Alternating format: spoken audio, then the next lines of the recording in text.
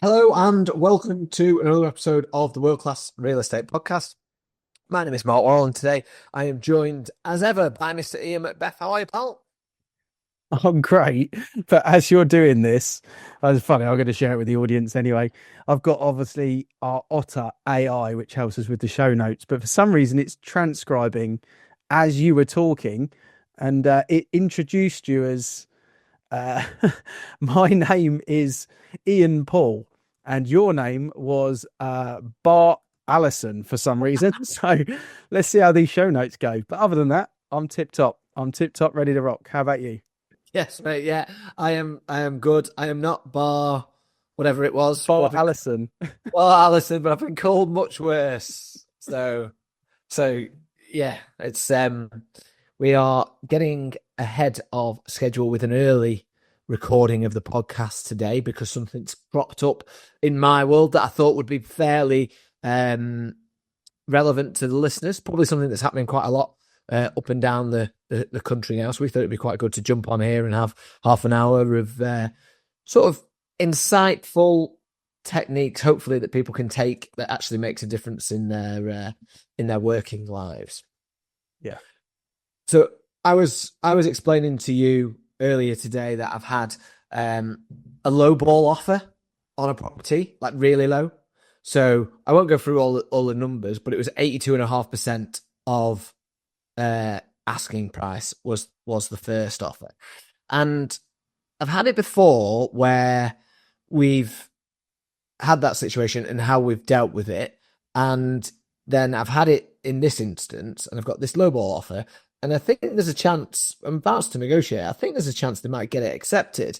Not the 82.5. I'll come to what's happened since then. But I think more and more in the market that we're in, we're going to have buyers chancing their arms with low ball offers and really low first offers, because from a buyer, I can see it from a buyer's perspective, what it does from a buyer's perspective is resets the expectation in terms of price. So I understand why buyers do it. I think it's a very risky strategy, but I just wondered what your take would be if you got a first offer 17.5% below the asking price. Well, it's the first, how you respond to that offer is obviously really important in that moment. As an agent, how you receive that offer almost is the expectation that you're giving the buyer, isn't it? It's if you receive it in a kind of positive manner or in a certain way where you're kind of almost humouring the offer, that can be detrimental to what happens in the negotiations as things unfold. My personal, and maybe this one gets agreed, my personal way that anything like that, those sort of low balls, I almost kind of, without it being sort of passive aggressive, I almost tried to make fun of the offer a little bit. And I did scoff a little bit when I received this offer because, and that's almost a bit of a human reaction. Like, are you serious? Yeah, yeah. And I don't think that's a bad thing because obviously we're working for our seller, and something like that comes in. Let's say someone offers 425 on a 495 house, for example. The kind of response that I normally give is, look, I'm working for my client here. I'm going to offend them if I put that offer forward. And what I don't want to do is start this negotiations with them having a certain perspective of you, because it won't potentially help the cause. Now, I understand you want to get the best deal, but also what you don't want to do is put yourself in a certain perspective with the client, because they're not going to take you seriously at any point of the negotiations. So I appreciate it. Legally, I'm obliged to put it forward if you want me to. But my advice would be you go back and talk to your partner and come back with something which is a bit more serious in the market. And that would be my kind of standard response to something. Yeah. However, I will say I did agree my own house sale at 86% of the asking price. So it's a bit hypocritical. Right. Well, we'll come back to that point because that's a really interesting point to revisit on. But you're right. And that is how I've always dealt with the lowball first offer. And I think there is certain clients that will be deeply offended by a lower offer, like that, to the detriment of the overall negotiation ultimately. And it can get what there has to be a relationship between buyer and seller. So we can get that relationship off to a really bad start, which then can then lead to problems further on. And that was the conversation I had in this instance. Are you sure you want me to put this offer to them? And the answer was yes, because of his reasons for it. And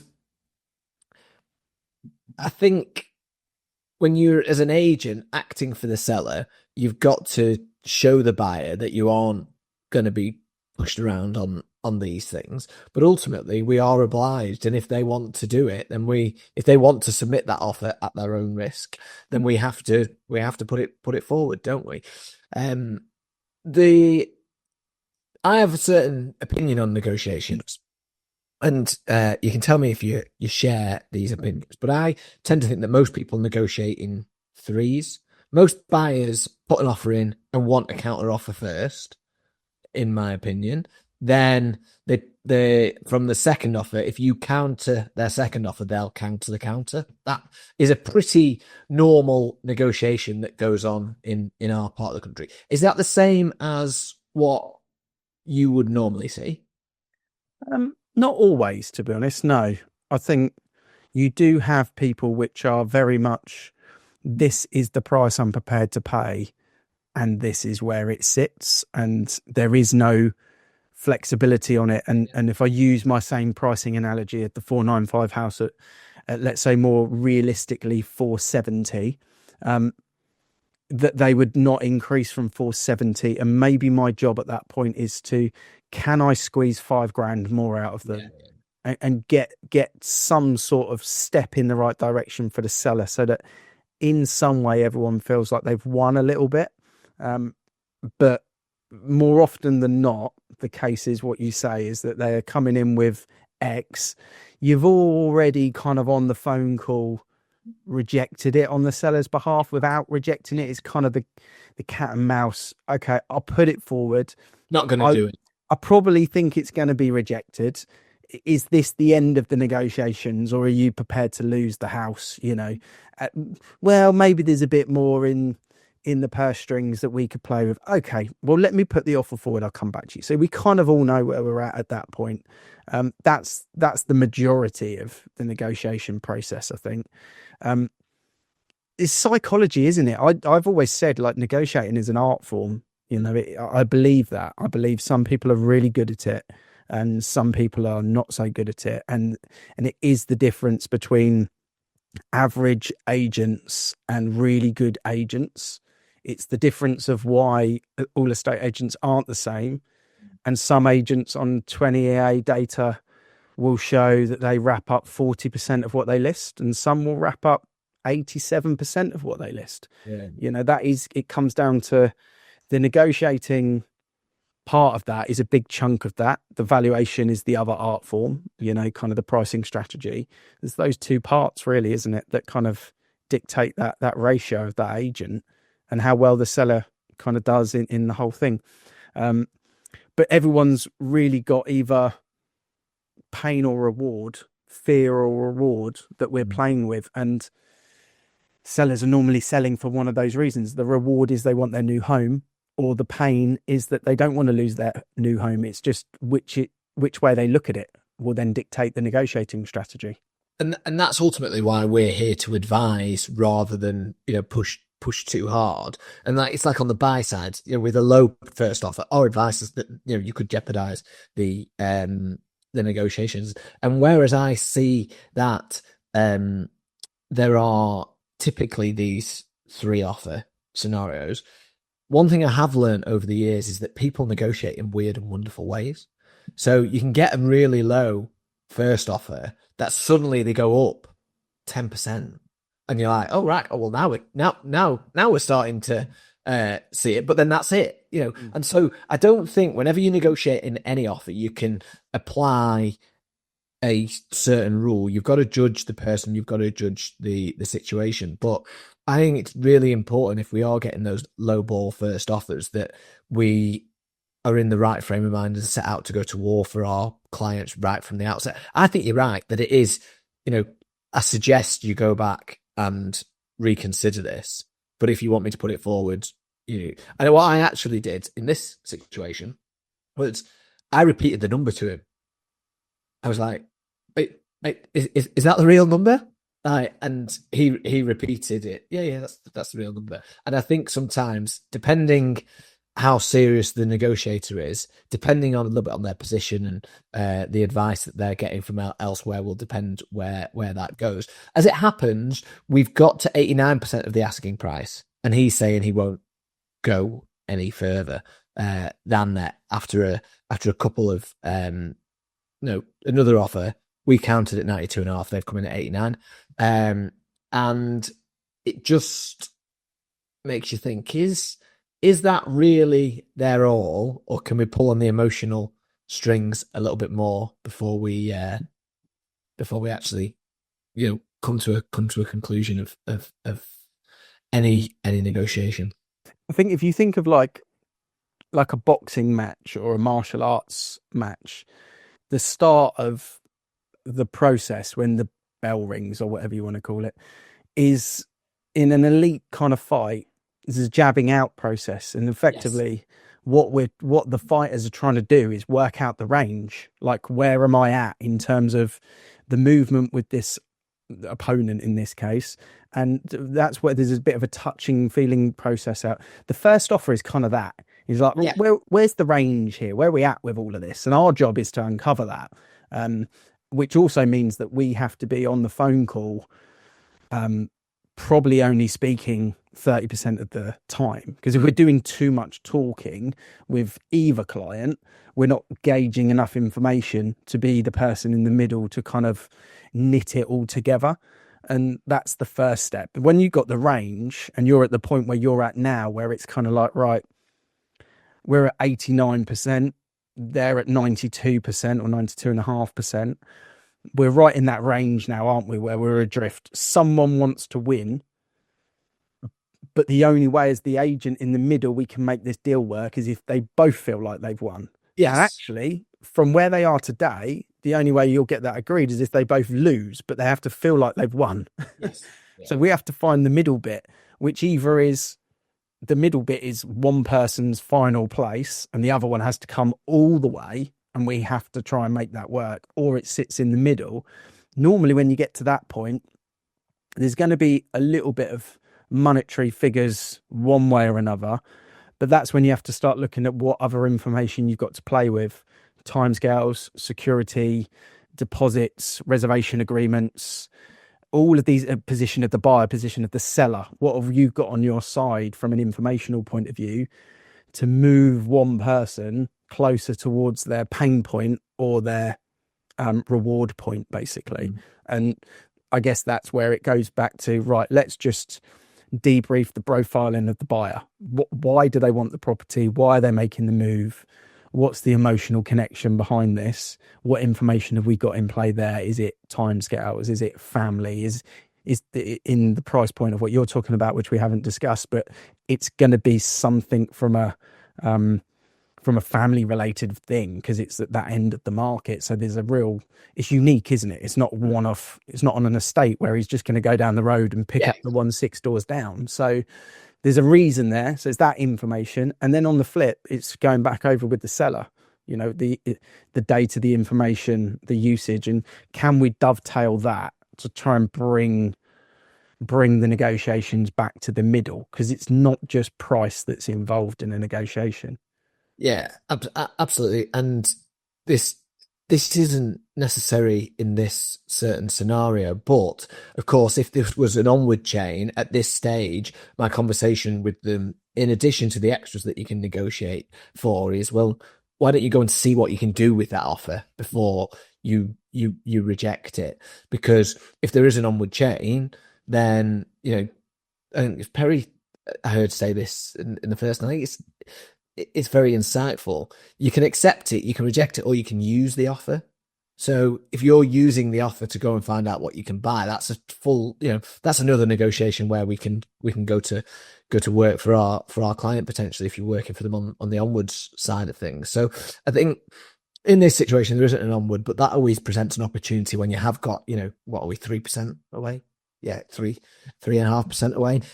So you've always got that because we're close enough to have those conversations. But you're absolutely right. What are the additionals that we can negotiate on? Timescales is going to be an important one for both of these clients because of their position. How important do you think it is that we don't let our ego get in the way of these negotiations, or in addition to ego, our opinion on value? Because I have been in this situation before and had clients in the situation and colleagues that say, well, it's worth more than that. The house is worth more than that.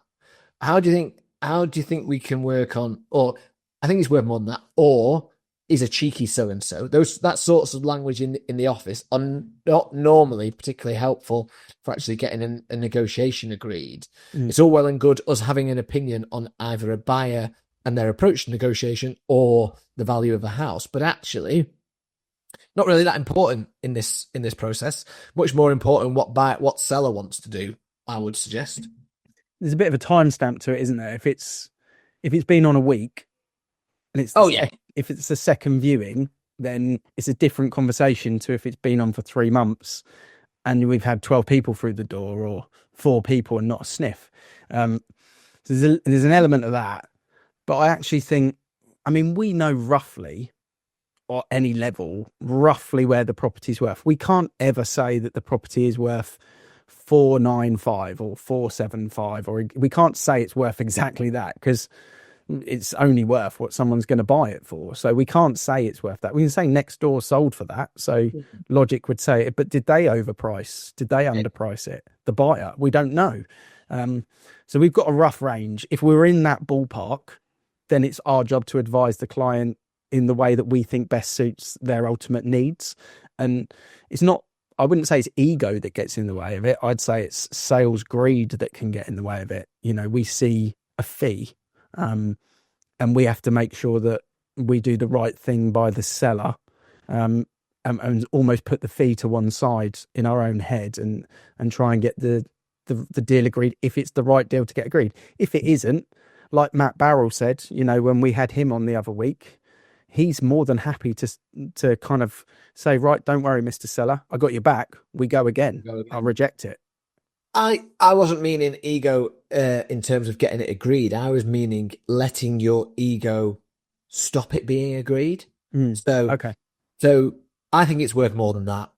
I can get you more than that. And you become an integral part of the negotiation as part of the decision-making process. Our job there isn't to make the decision. Our job is to advise and let our clients make the decision. But I think there is a temptation as an agent to say, no, I think, and I think we should always advise and guide. I think estate agents that just say, oh, you've got an offer of X, like that's not helpful to the client. I think we should advise and guide. But when it gets to this advanced stage of a few different offers, our job is to make sure we check our ego at the door and we're presenting the facts rather than, our opinion on what could happen in the future, because it's very dangerous to do that. I think, again, it's advice and it's a bit of like educational guessing, isn't it, basically? And I think it depends how we look at it. We might look at it and go, look, this house should be selling for 20 grand more than that. We might feel that way. But then we have to go and almost look at the market a little bit as well. Like if we're looking, the time of this podcast going out, we're in April. So we're looking at it now, and the market today versus the market 14 weeks ago, very different market. The market 6 months ago, very different market. So if we were looking at it today and we'd say we're there or thereabouts, we know what's coming for the next 5 months. It's going to be a slog. Buyer activity is down. The stamp duty holiday is finished. The stocks and shares market has been absolutely nuked by the Trump administration. So people have got less money in their investments. So parents have got less money in their equity values of stocks to give to their kids. There will be less buyers over the next 5 months, and summer will come early. Our advice to a client, say, I think we could go again and get you more, probably isn't the right advice today, but it may have been the right advice 7 months ago.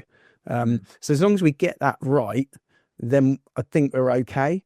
The way that I see the next sort of 4 or 5 months going if you've got an offer on the table and it's within sort of 2 to 4% of where you want to be, take the asking price out of the equation to where you want to be, my advice would be to lock in on it now and put yourself in the power position when you go off and start negotiating elsewhere. That's the market I feel we're in today to have that conversation. Yeah, I think the market.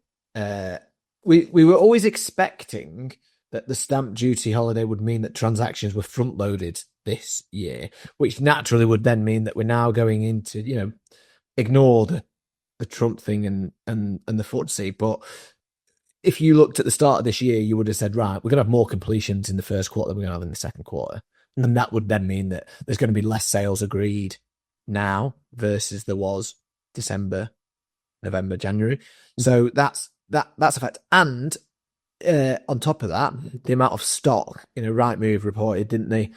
Decade high choice for buyers in their last Rightmove price index. That means that we've got a lot of competition. That means that if the buyer can't get a lowball offer on your property, chances are he's going to have something else he can chance his arm at.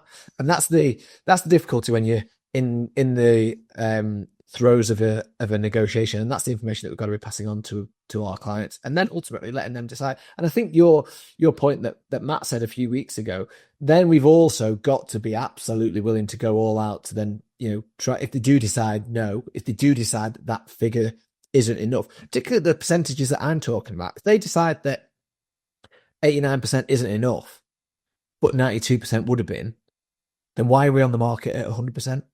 That's the next conversation. If you are, struggling with a negotiation and you had that lowball first offer, it may realign the client's expectations, and that can then work to try and almost relaunch the property. Because if you go through a negotiation that isn't successful, everyone takes a bit of a hit from it, don't they? Yeah, and I think it's a revised before the offer gets kiboshed.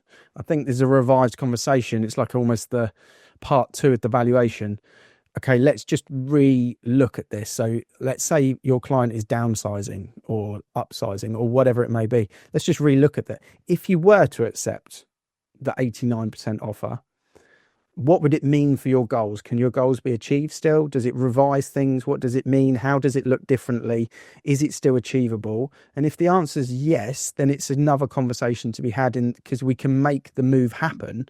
The move is about selling the home and buying a new one, if that is the case.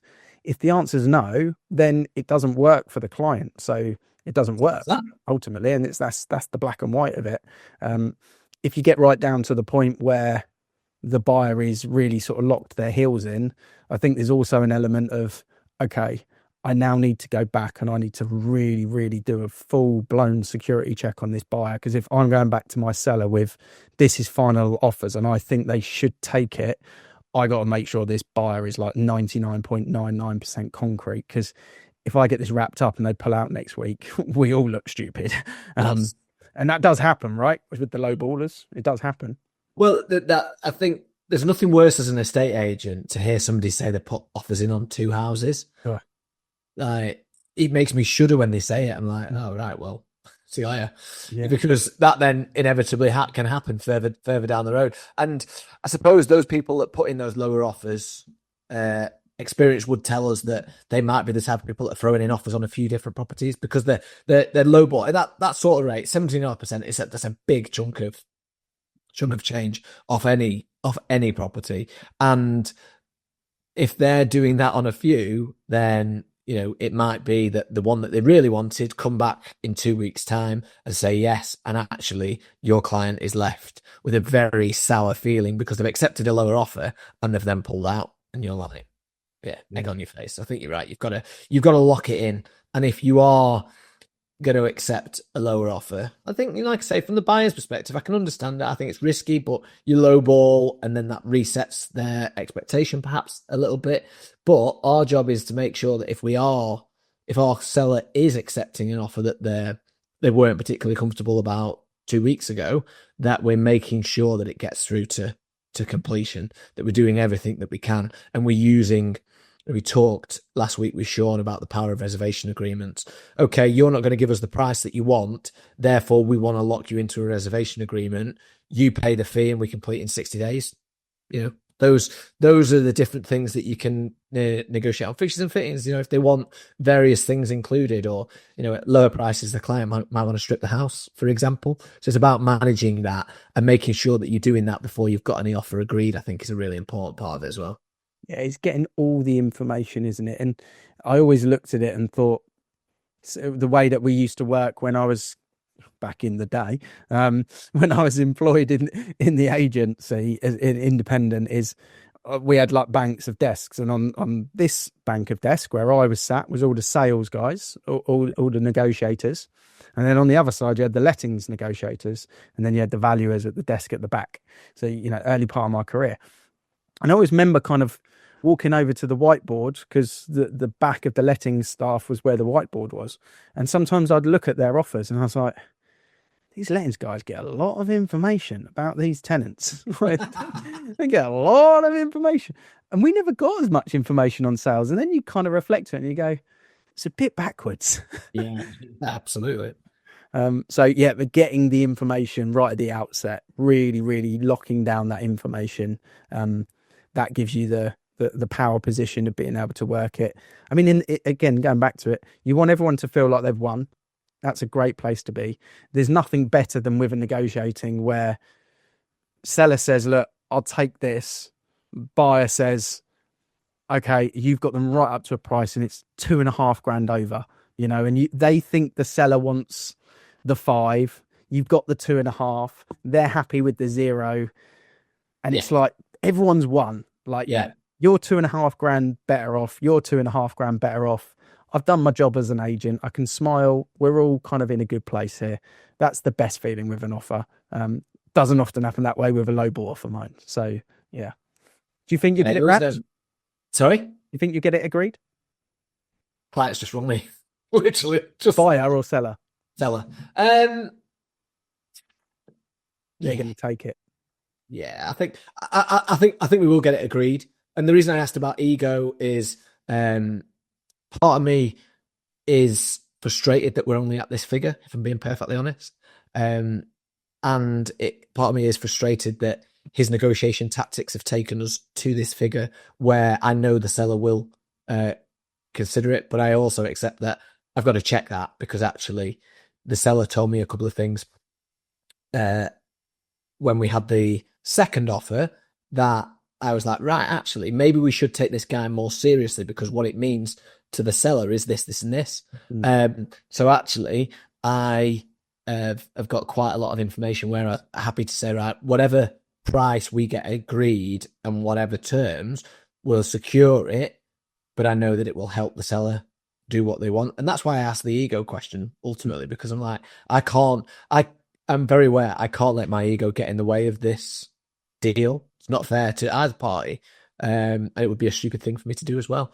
But then in my younger years, I probably was maybe a little bit more bullish and would let it affect things. So I think that's quite an important lesson to do. But I think it's just a very worthwhile conversation on negotiation at a time where we are going to be getting those offers that are lower, that are a challenge from the start, and you've got to work through it, and you've got to make sure that, I think the point, right from the start, how to deal with low ball first offers, and it is a very fine balance between pissing the vendor off and resetting expectations. And I think one of our jobs is to make that crystal clear to the purchaser and allow them then to make the decision if they want to take the risk. Yeah. We have to get the information, don't we? We have to get that information and then utilize it with the right level of advice. Is the buyer English? Yeah. Because I find as well, where I'm based, it's very multicultural, and sometimes it's not actually sometimes the fault of someone who's not being born in the country, because sometimes culturally the barter sort of mentality is very normal. Yeah. And actually you have to give a little bit of an education at the point and say, look, the average asking price at the moment nationally is like 1.8% negotiating. The way that we normally operate is about 1.2, and you're currently sat at 16% below the asking price. The house hasn't been on the market for 10 years. It's not falling down. The price and the valuation has been taken into the current condition, regardless of whether the garage needs re-roofing and the bathroom needs replacing. That's all taken into context with the pricing. So you're just in the wrong frame of mind to be making that sort of offer here. That's what's going. Sometimes you have to kind of educate in the right way, because they don't actually realize, if you go to an Egypt market, they say offer 25% of what they say, and then you start negotiating. I think that's a really very valid point for people that work in different places. And that's my comment that I said before about people negotiating weird and wonderful ways. I often say that to my clients to try and take a bit of the emotion out of, oh my God, they think my house is only worth that. And I say, well, let's not judge it. Let's just work through it. And let's accept that people, some people come at 2%, some people come at 10%. Don't judge it too much. When we're at a figure what we think is as high as they'll go, then we'll consider it. But actually, funny you mentioned that. That makes me feel probably a little bit better about this negotiation, because that was exactly the conversation I had with this purchaser when they put the offer in. Are you sure you want me to put this offer forward? These are our averages. And oh, by the way, I'm going to send you some stats on averages for the area as well, which I've then done. Just ignored it, but hey ho. I can't do anything. In fact, my seller said to me in our most recent conversation, she said, I can really tell that you're really working hard for us on this. So whatever the outcome, I'll know that the seller will be happy with what we've done for them. But yeah, I'll report back when I get back at how I've got on. But hopefully that was worthwhile and helpful for people, because I do think if you're not already experiencing lower offers and you're not already in challenging negotiations, that is what we're going to see for the rest of the year. And actually, some of these little skills and little hints and tips that we've talked about today could be the difference between hitting your target and not, and being that, what did you say, 86% agent and 49% agent on getting stuff negotiated. Yeah. So yeah, I think my biggest thing about today is check your ego at the door. Make sure that it's right for the client rather than what you think is right for the client. And that's really key thing. I used to say something when I was training the negotiators, just to finish up on it, it's just worth people visualizing. 40% of offers are going to get agreed. Doesn't matter who you are, they're getting agreed. That's just happening. It's just that part of it. 40%, they're never getting agreed. Doesn't matter who you are. You have to be the 20% in the middle that make the difference. And that's what we have to look at is, are you a 60% person or a 40% person? And we're the 20% in the middle is the difference of the scale of good and bad, because 40% will wrap, 40% won't. We work in that middle margin. That's where the elites become elite and the averages, just don't get the job done, basically. So yeah, good topic though. Good topic. Yeah, excellent. I thought it was quite worthwhile, because I'm sure I'm not the only one that has been in this. Hopefully, when you're coming up to these sorts of negotiations, I'll be better prepared. As you know, we do this because we love our industry. We want to see it improve and get better. If you have enjoyed today's show, please reach out on social media. Share this with colleagues. I'm Mark Worrell. He's Ian Macbeth. Thank you very much for listening. We'll see you again next week.